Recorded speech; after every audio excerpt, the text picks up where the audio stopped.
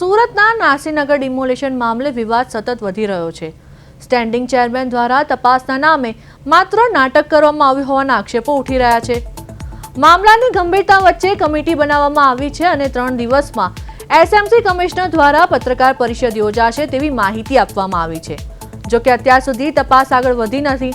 પત્રકાર પરિષદ દરમિયાન મીડિયા દ્વારા પૂછાયેલા સવાલોથી સ્ટેન્ડિંગ ચેરમેન રાજન પટેલ અસ્વસ્થ દેખાયા હતા। આ જ કારણે તેઓ અચાનક કાર્યક્રમમાંથી ઊભા થઈ ગયા અને કોઈ જવાબ આપ્યા વગર સ્થળ છોડીને કચેરી બહાર પોતાની ગાડીમાં બેસી જતા નીકળી ગયા હોવાનો આક્ષેપ છે। ઘટનાને લઈને રાજકીય અને સ્થાનિક સ્તરે ભારે ચર્ચા શરૂ થઈ છે। લોકોમાં પ્રશ્ન ઉઠી રહ્યો છે કે કમિટી બનાવ્યા બાદ પણ તપાસ કેમ આગળ વધી નથી રહી અને તેની જવાબદારી કોની છે।